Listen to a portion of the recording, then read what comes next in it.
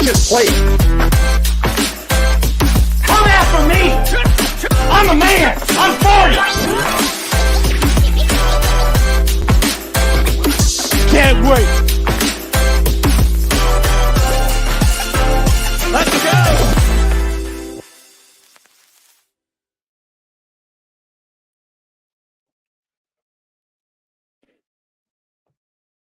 The morning show here on Sports Empire Network.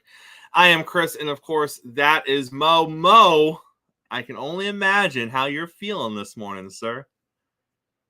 It's just a normal day. It's just a normal day. It's just a normal, just nothing new, nothing going on. Just really excited to get on the show with you and talk sports. Well, Mo, I am really excited to be with you on this normal, average, ordinary, run-of-the-mill Monday morning. Thank you so much to everyone who is making us part of their morning routine, whether it is on Facebook or YouTube, or whether it's live on Roku TV, thanks to Northeast Sports.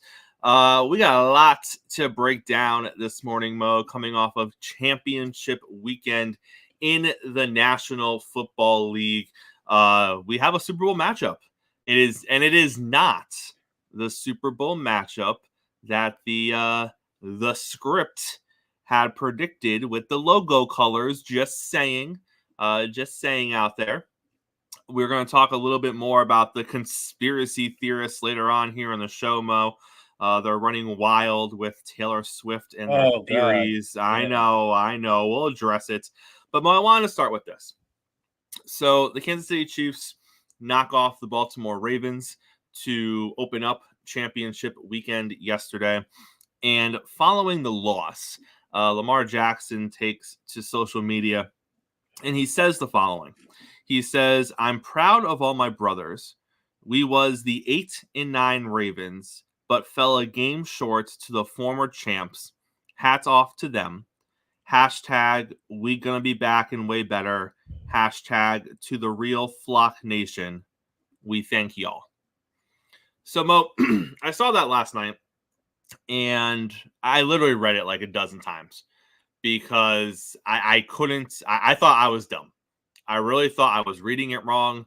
I looked in the comments to see what people were saying about it, to see if I could come up with a different interpretation of what he was trying to say, because on the surface, it made no sense to me. When I dug deeper, it made no sense to me. Mo, I got down a wormhole. I went back and I went back because I thought in my head, I was like, oh, they went 8-9 last season. They're coming off an 8-9 season. They're the best record in football. No, they didn't go 8-9 last season. They went 10-7 last season. They went 8-9 the season prior. And not only did they go 8-9 the season prior, they were 8-4. And then Lamar got hurt in a game. They lose that game to fall to 8-5. And then without Lamar, they lose their last 4 games of the season to finish 8-9. Mo, what the hell is he talking about? For 8-9 to lose into the former you're talking about where you were 2 seasons ago. Why is that relevant to the conversation after you lose the AFC Championship game? When I initially read that, and I read it like you, maybe not as many times, but I went over it multiple times because sometimes you're like, is it a hidden message? Because I'm not getting it. Honestly, and I'm sure I'm wrong, at least I hope I'm wrong, I thought maybe he was concussed and no one knew. I felt like he might have been. He did take some hits. He took some hits, and he might have been injured and soldiered through and nobody caught it because you never saw him take a monster hit, but he took his share of hits, and I thought maybe that's what it was, or it could be Lamar trying to go beyond the norm and make some kind of reference point to where they were a couple of years ago and where they are now. I don't know. I'm throwing out guesses there. It's one social media post, but it's a weird, almost conspiracy theory kind of post, right? We're all like, what is he talking about? I honestly don't know where he's going. I do get, though, you lose a game like that of the magnitude that it was. You are frustrated, your emotions and your mind is all over the place, and maybe it's just as simple as that. He wasn't thinking clearly. Mo, obviously Ravens fans have come to his defense, and they're talking about how he was trying to point, and they don't know. Let's be honest, they don't know just as well as we don't know. But if you go to a lot of the Raven fans on social media that are defending Lamar this morning, what you're seeing is that they're creating this narrative about how 2 seasons ago we were under 500 and our quarterback was injured, and now 2 years later we're 1 win away, we're a couple of plays away from the Super Bowl. And Mo, I can follow that narrative. The narrative is followable. It's ludicrous. It's absolutely ludicrous because you're right. 2 seasons ago you were 8-9, but are we going to ignore the fact that the season before that you were 11-4? When Lamar started 15 games, he went 11-4. The season before that, he started 15 games and he went 13-2. Are we going to ignore the fact that the 2 seasons prior to you going 8-9, you had double-digit wins? Oh, and by the way, you were on your way to another double-digit win season. The season you went 8-9 before Lamar got hurt. Oh, and by the way, the 2 seasons since then, double-digit wins. Oh, and by the way, you were far and ahead the best team in the AFC this year in every measurable, quantifiable stat. It was you. You had the best defense. You had the best point differential. You destroyed 9 out of 11 games where you played teams above 500. You won by 2 scores or more. Far and away, Mo, you were the best team this season. And that's where you're going to go after the game. From 8-9, we clawed our way up. And then, right. By the way, the end of that tweet, hats off to the former champs. First of all, last time I checked, Mo, they are the reigning defending Super Bowl champions. 100%, yes. And they have a chance to go defend that because they beat you. Right. Not like the Chiefs won the Super Bowl 3 years ago. Right. Trying to say, oh, they're a former champion. No, they're the current championship team. Right.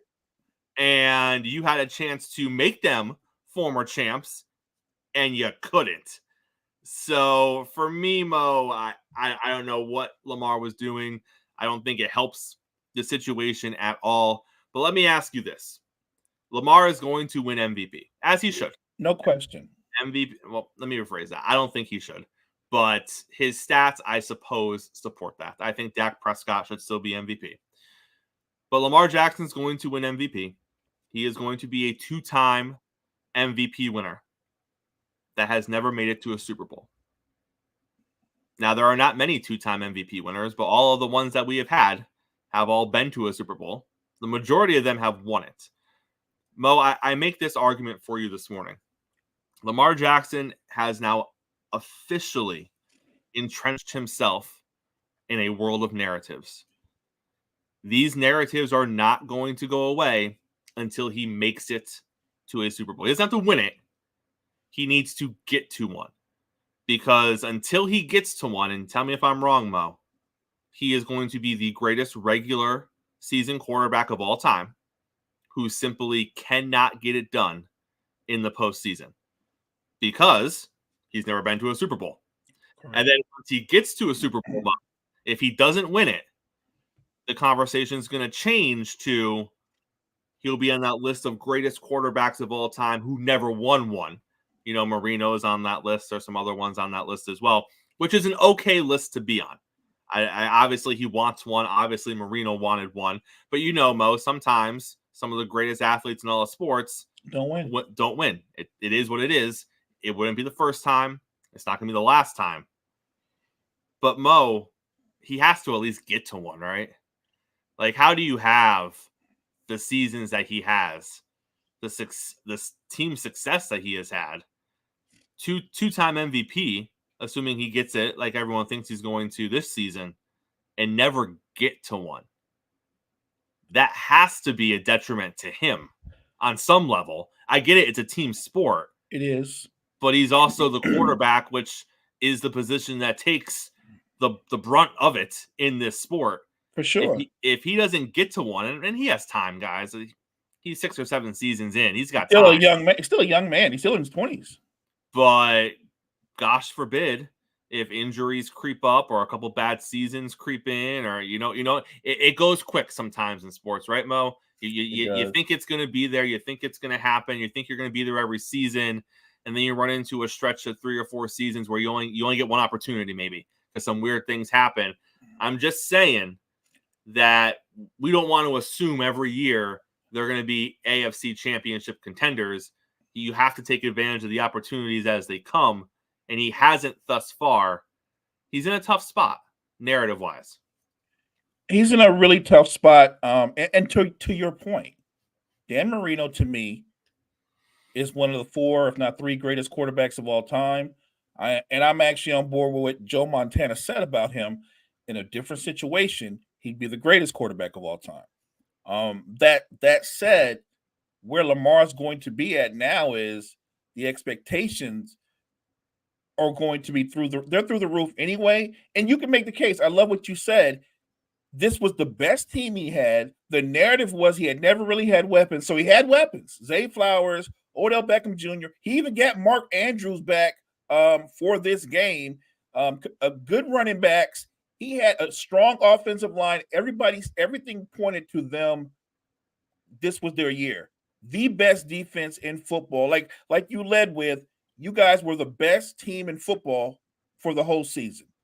And the narrative looked like the Ravens are a handful. Who's going to be able to beat them? Look, I was even on board with that. Yet at the same time, I also picked Kansas City because I know better. And now that he does join that list. And another point, look, I don't know if they're going back, if they're going to be a 14-win team next year. I don't know if they're going to be the best team in the AFC. Football, of all the major sports, it is the ultimate team sport. What if they lose their best left tackle? What if Lamar strains a muscle? We don't want that, and he misses 8 games, and the rhythm of the team is completely different. What if some of those guys on that dominant defense start going, I'm ready to get paid? And because that's also a factor, you can't pay everybody. These moments, they go by so quick. And those opportunities, I'm sure Ravens fans are like, you know how good we are? We'll be back next year. You might. And look, on paper, it says you're going to be back, but football doesn't play out that way. How do I know that next season Joe Burrow isn't 100% healthy? That offensive line isn't better. Cincinnati is back to being what we thought they would be. Your Dolphins turn around. They become a more physical team, commit more to the run. So many things can happen. And not to mention, on the defensive side of the football, you guys were decimated. So everybody's back 100% healthy. The season can play out so many different ways. If you're Lamar Jackson, it has to wear on you. He has to have the wherewithal to know this was a lost season. I know you're going to win the MVP. I know how great a regular season they had. But we said this leading in. Anything short of the Super Bowl, it is a failure. Even though you could say in the bigger picture, they took another step. Lamar Jackson hadn't played in an AFC Championship game before, right? So this is a major step. But this should have went beyond the step. This was set up to win it all. This is not the best version of the Kansas City Chiefs. This was like a wounded animal coming in, and you're like, we got them. They're nowhere near what they were. Look at our defense. Look what we can do offensively on the ground. And Kansas City did exactly what they needed to do to punch their ticket to the Super Bowl. And I know the Ravens, all playoff losses are tough for Chris, but this one right here, I think they're going to be reeling from this for a long time. And we're going to discuss the Kansas City Chiefs a little more later on in the show. But right now, we are going, well, before we bring JG on the show, quick shout out to the chat. Shout out to Coach, shout out to Key and Daniel and Linda. Thank you so much for being in the chat this morning. But right now, let's bring JG on the show. It's a new week here on Coffee and Sports, which means we got baseball things to talk about. And if we're going to talk about baseball things, we're going to talk about those baseball things with JG. JG, how are you this morning, sir? Morning, fellas. Good morning. Doing good. How are Morning, y'all? JG. Morning. So, JG, in the trend in Major League Baseball that doesn't seem to be going anywhere, the Detroit Tigers decide that they're going to pay a lot of money to somebody who has never played in the Major League Baseball ranks before when they sign their number 22 prospect, Colt Keith, to a 6-year deal for $28 million. He is yet to have his big league debut. We've talked about before, JG. Is this the new normal for Major League Baseball? Obviously, we talked about it a few weeks ago. It's not that big of the same big money we saw a few weeks ago, but it seems like teams are kind of, I'm not going to say copying the Atlanta Braves, but I think teams are very open to the type of business that the Atlanta Braves have been operating under the past few seasons. When you look at the Atlanta Braves and you're like, damn, they're all like under 25 years old. How did they do that? Oh, they locked up a ton of guys really early in their contracts or really early in their MLB time or before they got to Major League. And that seems to be the route we're going. So another big prospect for a team gets locked up. Do you like the move, JG? For this thing, yeah, I do like the movie. And as you said, this is becoming the precedent right now. And it's been this way. As you said, the Braves started this, I guess you could probably say 6-7 years ago when they did it for the Ronald Acuna and Ozzie Albies. Both of them were locked up early in their tenure in their rookie year or the second year in their time in the big leagues. And then you started seeing more teams do it and whatnot. For the Tigers in this situation, it's not a bad idea because, again, it's $28 million.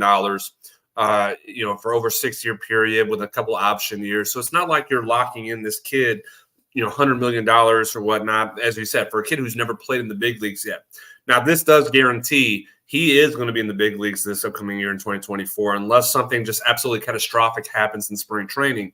They're going to have him be part of this everyday starting lineup. And for a Detroit Tigers team that I think that are ready to compete, at least for a division championship, in 2024, they're trying to continue this youth movement with some really talented young prospects, and Colton Keith is one of them. And they believe that he's ready to do so. Otherwise, there's no point in locking up a kid like this. You have scouted and you have looked and you have done your due diligence, if you're the Tigers, to say this kid is ready. And this is not just a spur of the moment decision. They have been watching over the time over 2023, and throughout what he's done in winter ball too, to say, yeah, he's ready to go, and we believe he's part of the future. And in doing so, again, $28 million for over 6 years, first 6 years, that's actually chump change when it comes down to what we've seen from top prospects. And I know he's not one of the top prospects of the Tigers organization, but he is viewed highly. But if you listen, Acuna was signed over $100 million. Ozzie Albies was over, I believe that his contract was $70 million. And then you go to the Wander Franco contract of what happened last year.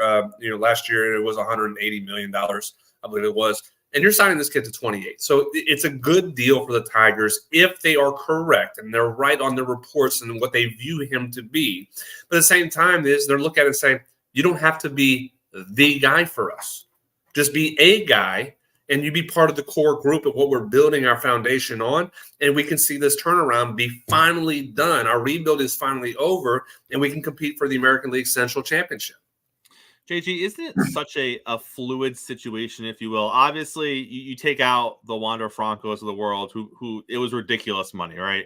And when you think you have that type of generational talent and you invest that much money into it, occasionally it's not going to work out. Now, they're not all going to have that situation with the off-the-field stuff, but sometimes if you invest that much money, you might not get the on-field return that you thought, but that's the risk with that. In my opinion, that's the small part of it. Because if you're looking at these deals, 6 years, 28, even with Albies, the $70 million deal, you're doing this over a span of 4, 5, 6, 7 years.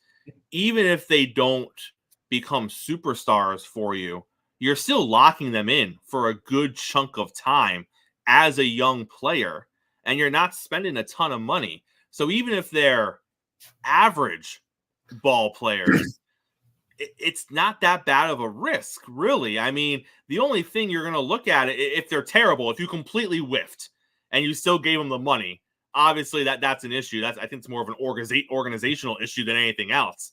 But if they're just middle of the road ball players and you're locking them in for, years 21, 22, 23, 24, 25, that's pretty good for your organization. You have a consistent young core. And then if they go and they play way above their skis, great. That means that they contributed while they were there, and you can figure out paying them 6 years down the road. There's not many drawbacks here, and from what I can see, unless you're paying 100 million, 120, 180, and then they don't work out. That sucks. But I don't think we're going to see a ton of those. So, and I agree with you on that. And the difference, we'll go to Ronald Acuna's contract more so than Ozzie Albies right now. Ronald Acuna, who's been considered one of the best players, if not the best player in baseball over the last couple of years, minus the ACL surgery he had in 2021.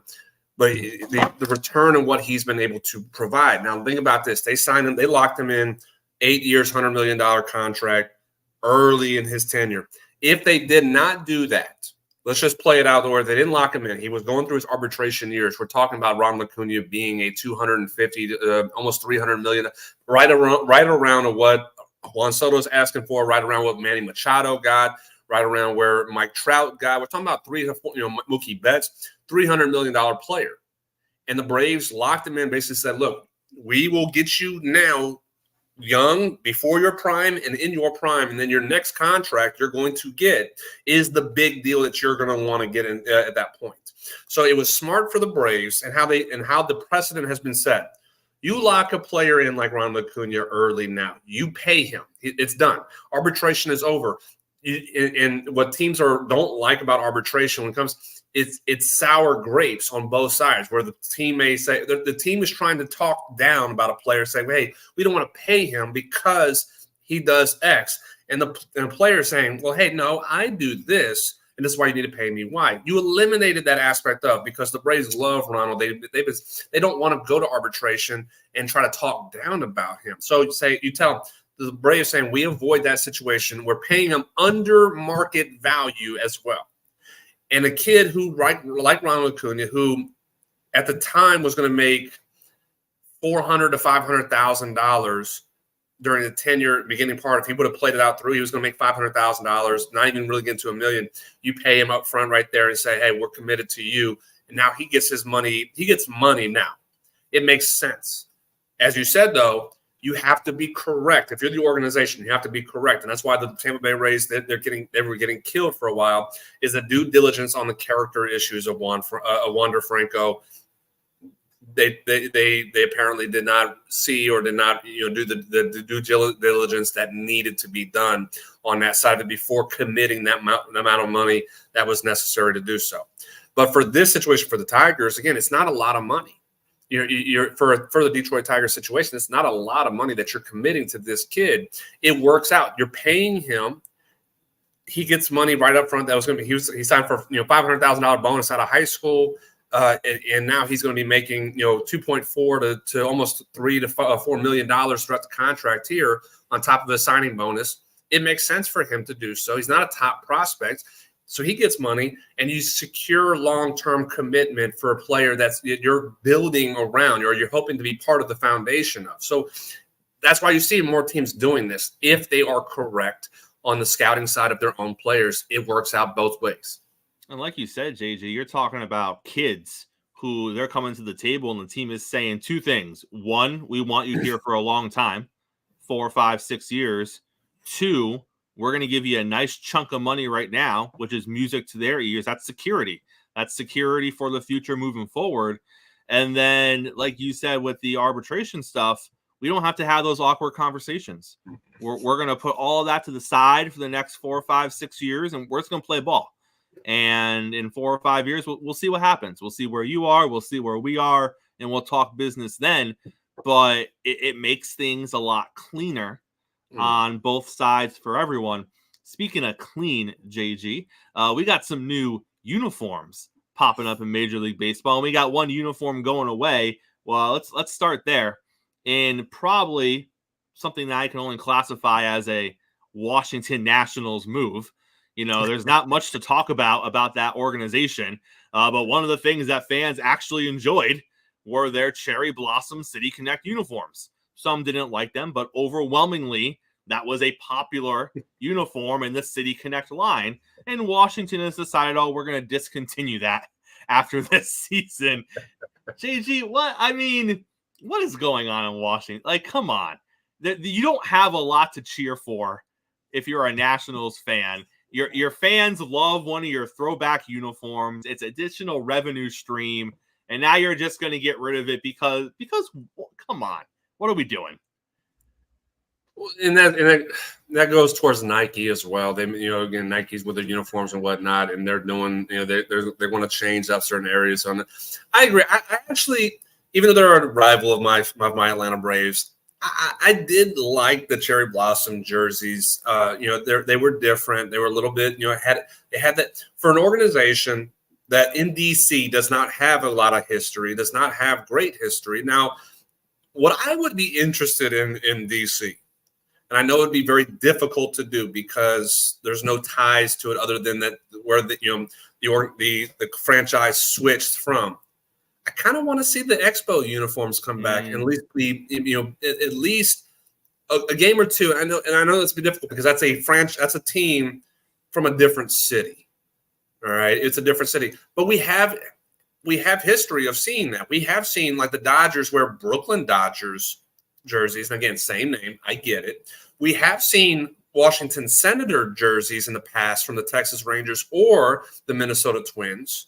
So we have seen a history of teams where previous, teams in their organization, Boston Braves, Atlanta Braves wearing Boston Braves jerseys, or Milwaukee Braves at one point. So we have seen a history. I'm interested to see if they would ever do that. Bring the Expo jerseys back out, at least for if you're the Nationals. But you don't have a history of uniforms if you're DC. You don't. Again, you could bring the old DC logo on their jersey when they were the beginning stages. But I agree. If the fan base loved the uniforms, why get rid of them? Unless they're planning to change the City Connect jerseys, and again, that's just part of Nike's process of saying, "Wait, we're going to do it away and then bring in something else just to be able to continue the revenue stream," which is probably what they're going to end up doing. In which, that's capitalism at its finest. That's sports capitalism. Let me put it that way, at its finest, where they want to make as much money as possible because we as fans are stupid to continue buying jerseys, no matter what. We'll bitch and complain about it on social media. We'll bitch and complain about it on the threads, but we'll still buy the jerseys because that's just what we want to do. We want to have the new cool threads that are out there. So, rest in peace to the Cherry Blossom jerseys after 2024 for the Nationals. And then the Marlins announced that they're going to have 2 new uniforms this season. So Marlins are looking at it like, hey, we want to capitalize on our fans wanting to buy our jerseys. So they went and they got a couple of new ones. Hey, like you said, if the teams make them, the fans are going to buy them. And the Marlins they're on the uptake. They're getting a little better over there in their division. So we'll see. But before you get out of here, JG, I want to talk a little Texas Ranger baseball. We got some news this weekend that Scherzer and DeGrom both have similar timelines. They're both eyeing a midsummer return, which means Texas is going to have to weather through some stuff at the start of the season, as they have 2 of their needed aces not available to them. What do you think is going to be the early season outlook for the Texas Rangers? Is this going to be something that they're going to be able to overcome and still be in a playoff position come the end of the upcoming season? And then to piggyback off of that, I look at those timelines and I'm like, man, if only there was a pitcher available. Somebody that maybe pitched well for them last season, somebody that wants to be a Texas Ranger. Oh, that's right, there is Jordan Montgomery, but yet he is still not a Texas Ranger. It's very confusing to me, JG. What's happening down in Texas? Yeah, the fact that you will go without those 2 for half a season at least, that's tough. And I'm looking at their rotation, the depth chart rotation currently right now. And again, this is where I said last week with you guys, you have young pitchers that are in the minors right now, and they're both going to get opportunities in spring training with the big league club. but you got to see what they can do. And if you don't have Scherzer and you don't have DeGrom coming out, at least at the beginning of this season, why not let Jack Leiter pitch? Why not let I can't believe I'm blanking on the other pitcher's name. He was in the big leagues for a cup of coffee with them. But you have two guys that you need to see what they're going to be. Are you sitting here telling me that Dane Dunning is going to be who you're going to count on as your number 3 pitcher? Andrew Haney is going to be who you count on. John Gray is going to be who you count on outside of Nathan Eovaldi.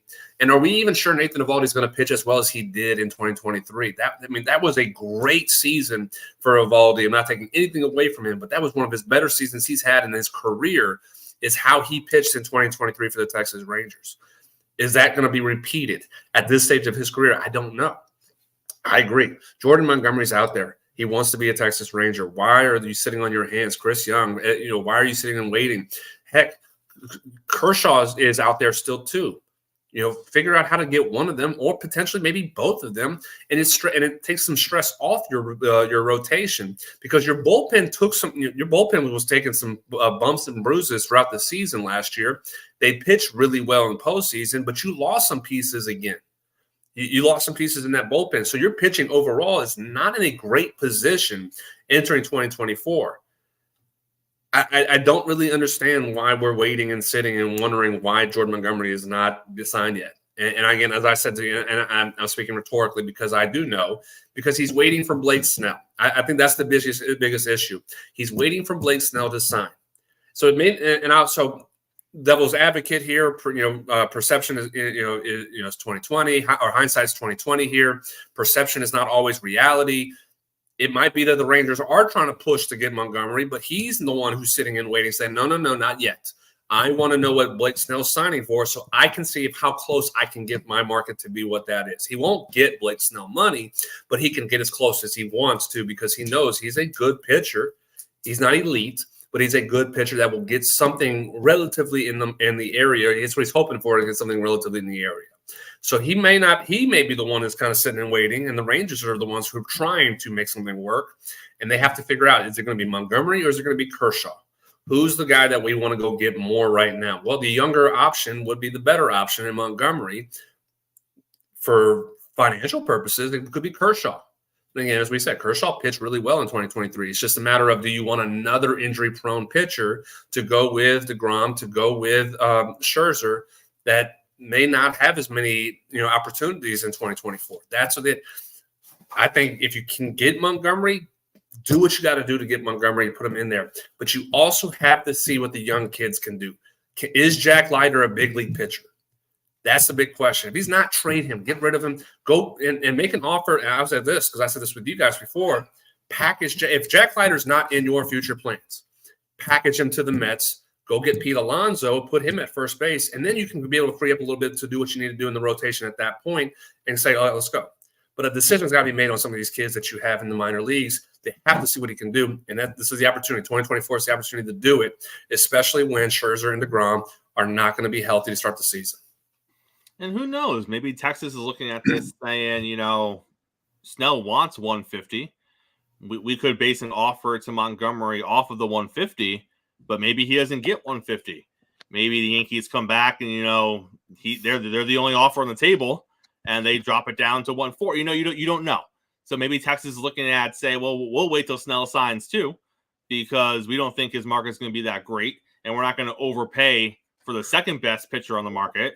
We know what Montgomery is waiting for. Montgomery's sitting here like, if he gets 2, if he somehow gets himself 2, I'm getting myself more money, JG.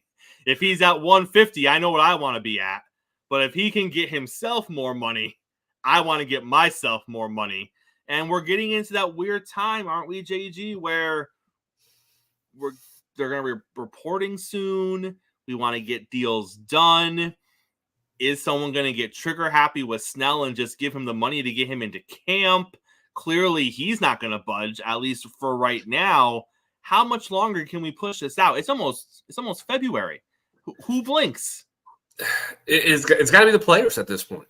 It's got to be the players, and I say that as I said with you, I'm pro player when it comes to getting your money. I was being a former player, minor leaguer. Again, I never got into the big arguments and conversations and contracts, but I'm always pro player. I want players to get as much money as they possibly can. But in this situation, the market is not saying the teams do dictate what your market is. End of story. If they value you at X, guess what? Your market is X. If they value you Y, your market is Y. And in this situation, what they're saying about Snell and saying about Montgomery is your market's not X, it's Y. But they continue to push, say, no, I want X. It doesn't work that way. In this situation, it doesn't work. Now, again, that's why when you're one of the top players, if you're, again, Shohei Ohtani, guess what? We were sitting here thinking Shohei's going to get $500 million. Well, guess what? The market says, nope, that's under what he's valued. He's going to get more than that. And a team did pay him more. And we see situations where a player thinks his market is higher than what it is, and the team says, no, your market's lower.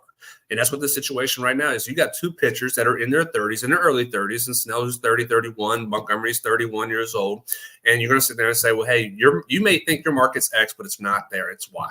And you're going to have to be the one to come down because, yes, the Yankees are needing pitching. They want to get Snell in camp and pair him off with Cole and Stroman. They make a great 1-3 punch. But they have the budget saying, no, we're not going to go as high. We have a market for you. We're the only team that's at the market for you, and you're going to need to come to us in the negotiations because that's just what's going to be. For Montgomery, it's probably the same thing. Where a team like the Rangers or and I know the Yankees are also involved in the conversations, or the Red Sox are also the team that are in conversations for Montgomery. But they know that we have a budget, we have a market for you. We're not going above that market. So at some point, the players have to be the ones to blink and go to the teams that they want to sign and say, okay, look, I'm interested in lowering my deal. Where is the ground? Where's the gray area we can meet in the middle of? And they will do a negotiation on that side of it. But they're going to have to be the ones to blink first. And I hate to say that because, again, I said I love seeing players get their money. But in this situation, the players are going to have to be the ones to go to them. And I say, Montgomery, you cannot go into camp without a team right now, especially if you're a pitcher. You need to be in camp. You need to be throwing. You need to be working with the catchers. You have to have the entire month. And I know people say spring training takes so long. There's a reason. Pitchers need that time. And if you're Montgomery and you're Snell, you got to get in camp at some point. You got to get in camp before we start here in 2 weeks, which is in 2 weeks, February 14th. Pitchers and catchers are reporting. So you have 2 weeks to figure this out now. Make a decision and just say, hey, again, at this point too, maybe if you're Montgomery or Snell, and I know it's hard here, but sign a 1-year deal. And I know the argument's going to be against them in the process because they're going to be a year older, but do it again. Do your season again. And I guarantee you at that point, they can have a better argument to say, I want my money. I want to be closer to what the value, what I thought it was. I can get me to it. If Blake Snell goes as a Cy Young candidate in 2024, again, potentially, let's just say, what if he wins back-to-back Cy Youngs? You don't think a team's going to say, okay, yeah, we'll pay you $200 million then. We'll pay you $200 million because you just won another Cy Young award from there. Jordan Montgomery can go get his money if he signs a 1-year deal, pitches like he did in Texas, and says, all right, now I want my 4-year, $5 million deal, $150 million. A team will do it. Good. So you may see that. You may see that and they just say, look, 1 year, $20 million, I'm in. Let's go. I don't think the Rangers will blink at that. 1 year, $25 million for Blake Snell. I don't think the Yankees would blink on that. So they have to. There's a lot of a swallowing of pride, and there's going to have to be some give or take. But in this situation, look at a smaller deal. Do put your numbers up again. Perform like you can, and then next year you have a little bit more leverage in the negotiations because you repeated your performance. JG, always a pleasure having you here on the morning show, Thanks sir. for the knowledge, JG. We will see you tomorrow. Sounds good, guys. Appreciate it. And Mo, while all of this is going on, you got Shohei Ohtani, who has no money problems At all. He was out there on the town the other night with his dog, just bringing his dog to award shows because when you're made of Shohei money, Mo, you can do whatever the hell you want to do. He's living his best life. Mo, let's talk about that man, Patrick Mahomes. So the narrative was fair the entire season, right? The receivers weren't good. The receivers were dropping balls. The offense couldn't score, consistently 28 points a game. In a lot of cases, they consistently couldn't score 24 points a game. And the playoffs were going to be hard. He was going to have to go on the road. He was going to have to face some of the best quarterbacks in the AFC. And speaking of that, Mo, I'm going to throw this at you real quick. Outside of Patrick Mahomes, who are the other best quarterbacks in the AFC? But right now, right now, this season. Well, so we're discounting Joe Burrow because he's out, right? I guess you would have to throw Josh Allen into the mix. Yeah, Allen's in there somewhere. You would say Lamar had a good enough season to where he's obviously in the mix, no question about that. Yeah, he's in there somewhere. It's a small group.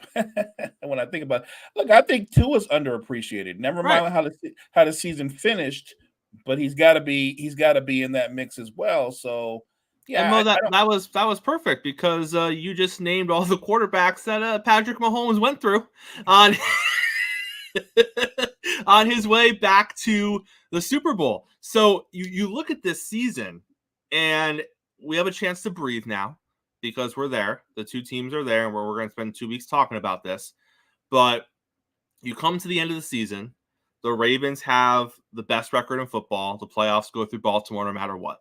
The Buffalo Bills complete a terrific comeback 5 games in a row, and they get to where we thought they were going to be, in contention for the AFC East playoff spot. Now, 5 weeks prior to that, it looked like the wheels were falling off in Buffalo, and it was going to be catastrophic, but they right the ship, and at the end of the day, they met the expectations they had laid out for themselves, winning the division, having a high seed going into the playoffs, hosting playoff games in Buffalo. Then you have the Miami Dolphins. Tua Tagovailoa plays an entire season. He leads the league in passing yards. He has the number 2 rated offense in the NFL the entire season. Mo, that's what was in front of Patrick Mahomes this postseason. And oh, by the way, he had to do it on the road. Sure, he got the Dolphins at home. Tyreek's return game. Right. Don't act like that was just nothing. That was Tyreek Hill coming back to Kansas City for the first time. That was a thing. It didn't matter. Oh, then he has to go on the road to Buffalo, where everything is finally laid out perfectly for Josh Allen. Back-to-back home playoff games. Mahomes, the guy you've struggled with in the postseason, is finally coming to your house. His first road playoff game ever in his career. Doesn't matter. Oh, but don't worry, Mo, because now Patrick has to go to Baltimore. The best defense in the league. Soon-to-be two-time MVP, Lamar Jackson, who apparently wrapped up this award in week 16 of the regular season because he's that good. They've beaten 11 teams with winning records, 9 by 2 scores or more. That's where it ends for. Oh, no, it doesn't. He went through every quarterback of name in the AFC on his way to this Super Bowl. And Mo, as a result of that, I say there is no argument that can be made that Joe Burrow isn't the second best quarterback in the NFL. Joe Burrow is the quarterback who has beaten Patrick before. He's done it. Now, who you want to put third? Whatever. Have the conversation. Tua, Allen, Lamar.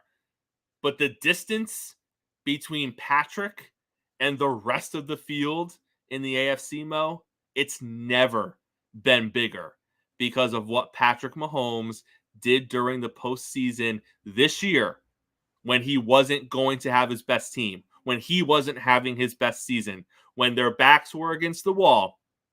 You lined it up. You lined up the 3rd, 4th, 5th best quarterbacks in the AFC, and they all took their best shot, and all of them went down to Mahomes.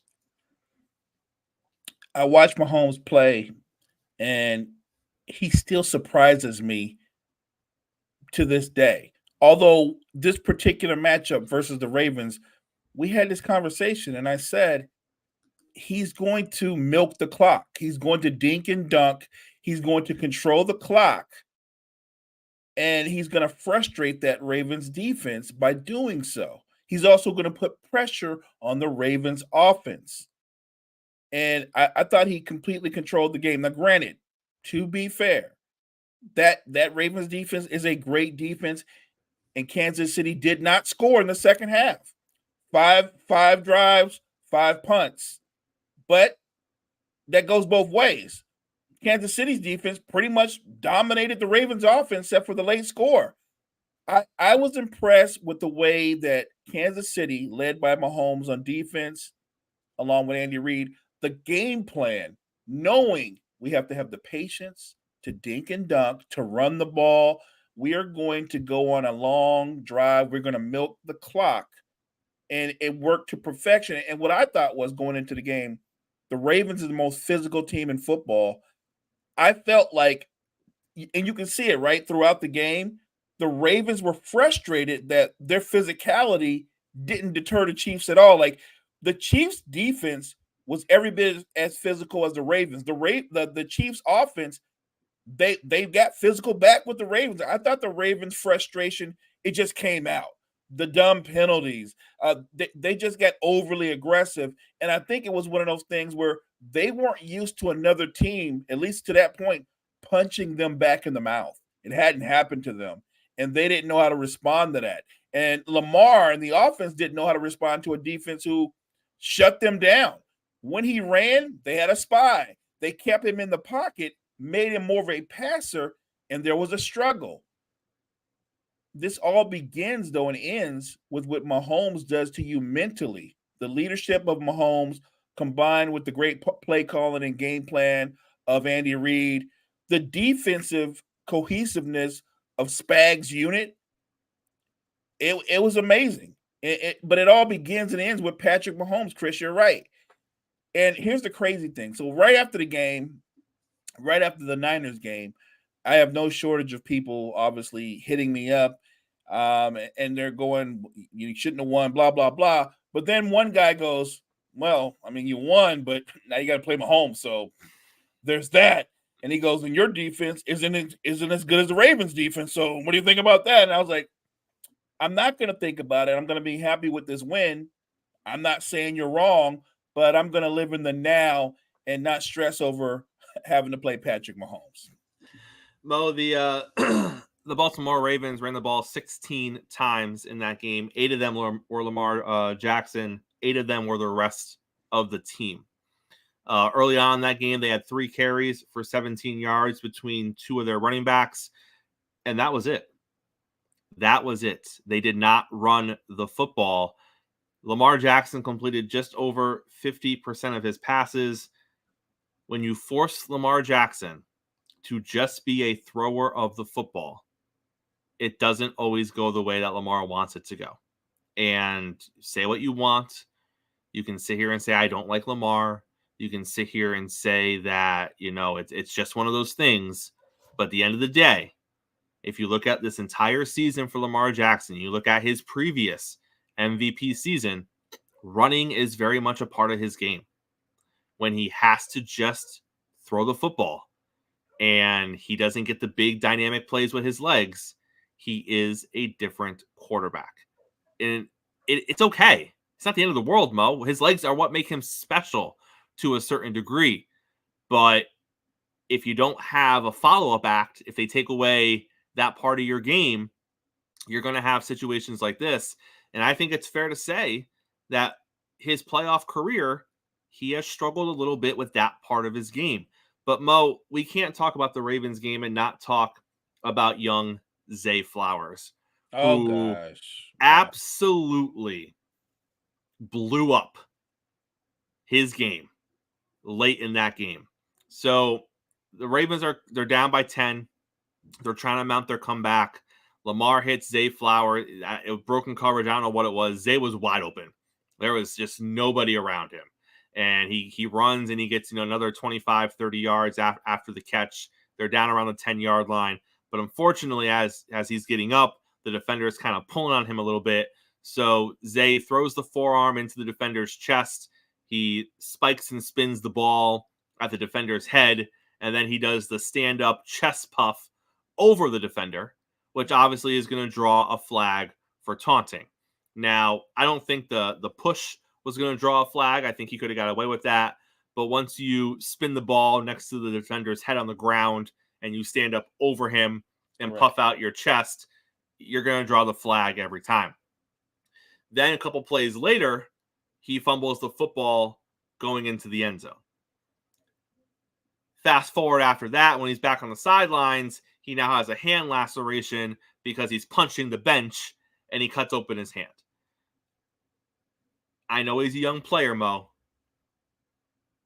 but man, oh man, that was not the time for the immaturity of one of your best weapons to come out. Because I'll tell you right now, Mo, and people can say that I'm wrong, I don't know what I'm talking about, and I don't know for sure, he dove for the goal line because of what happened 2 plays prior.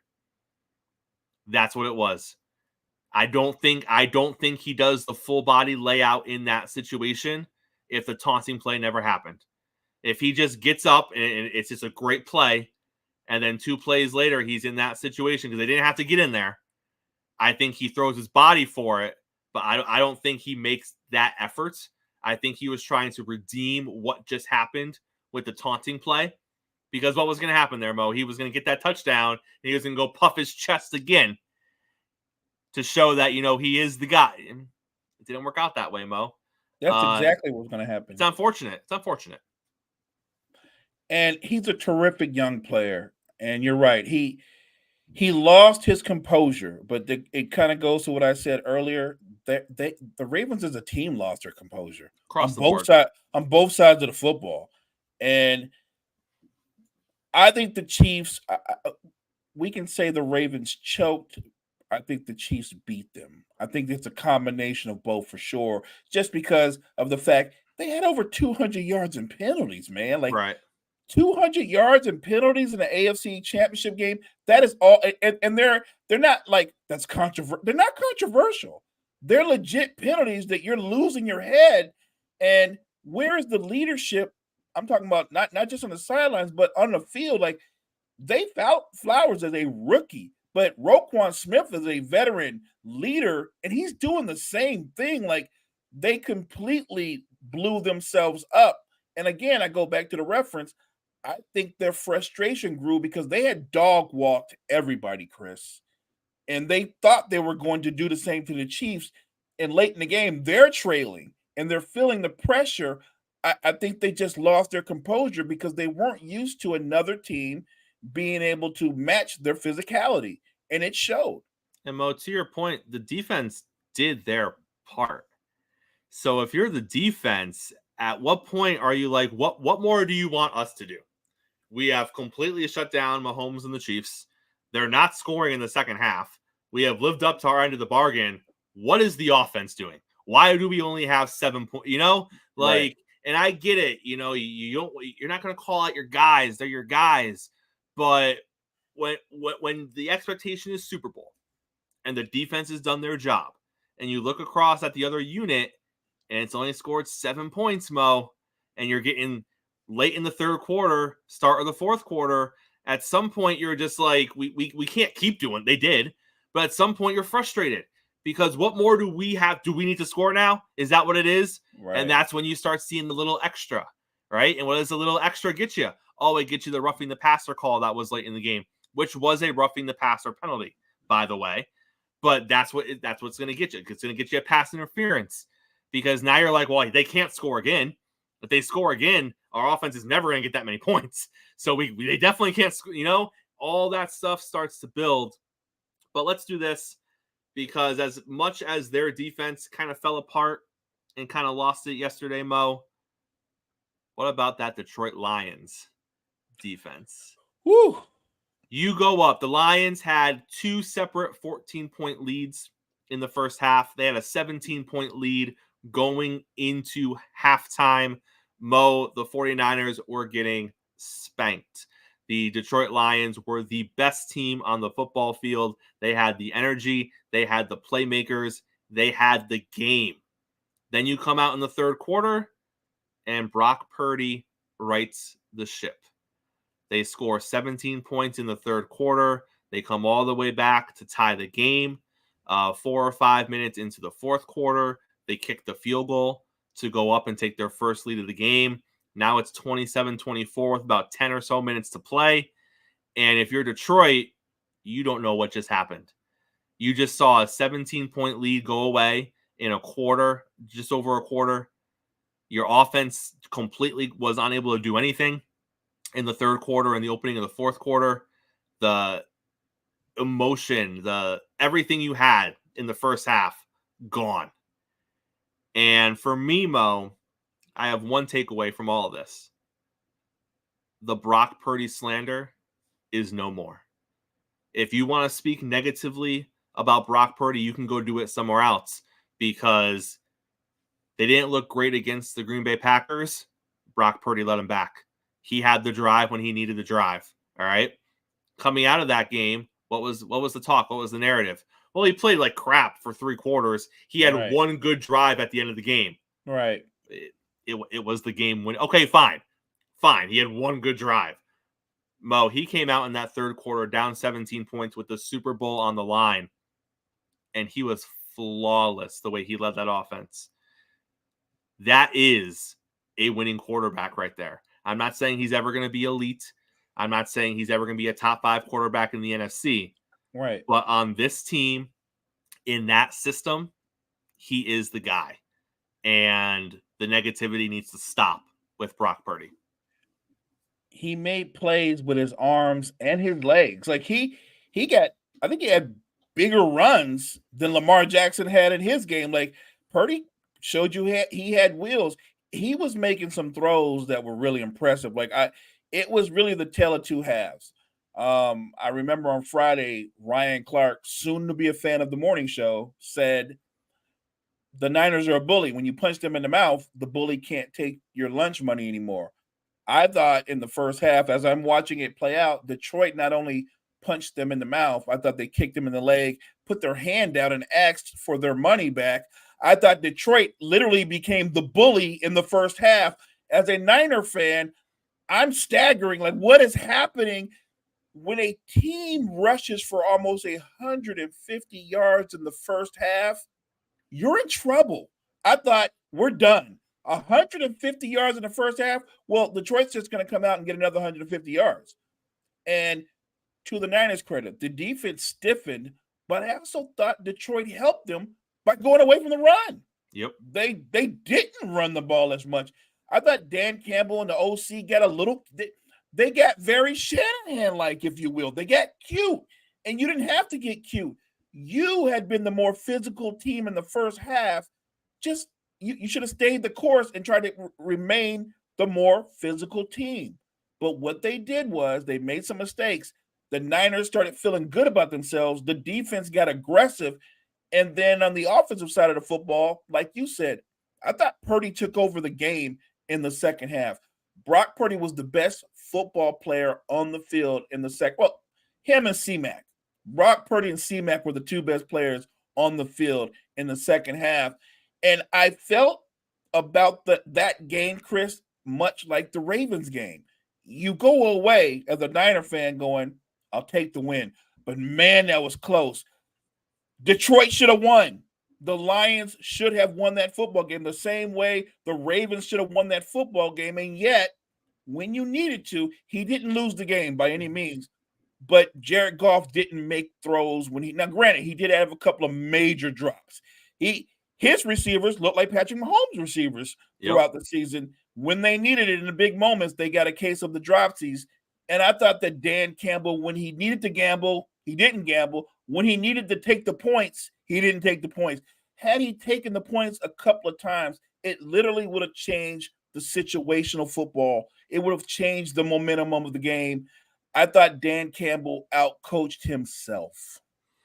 And Mo, unfortunately, when you coach with the style of Dan Campbell, which balls to the wall, contrarian, whatever I feel in the moment, it's great when it's great, but when it's not great, it's horrible. And what we saw yesterday was his feel just wasn't there. And it was the worst time of the year for him not to have a feel for situational football. Because if you take the entire season as a whole, it worked more often than not. More often than not, his feel was there and the calls were right. And the ones that weren't there, you can probably defend. But in the biggest spot of the year, you're right. He was backwards. He was backwards for most of the game. He didn't have a feel for it. And as a result, points were left out there. Opportunities were missed directly because of his choices. Correct. On top of the drops and the other stuff that we saw in the second half of that game. Mo, that's it for a Monday morning here on the morning show. We're going to continue our championship weekend conversation tomorrow. Close us out, sir. Hey, thanks for all the support, you guys up in the chat. Thank you for everybody who is watching us live right now and who will watch Chris and I later on.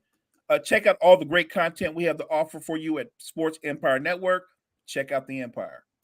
Make sure you're back here. Same time, same place tomorrow morning. JG will be back to talk some more baseball with us. We will continue breaking down championship weekend in the NFL. All that and more tomorrow morning on the morning show powered by Sports Empire Network. We will see you in the morning. I mean, you can see right now, without LeBron, Lakers are struggling. Let me tell you about a team I hate, all right? I know the Dallas Cowboy fan is here, so I had to make sure he knew how much I hate this team. I'm ready. I've often said that the people who run baseball, they try very hard to ruin it. I'm from Brooklyn. I don't have a problem saying it to his face. Oh, from Brooklyn. Hey, you guys any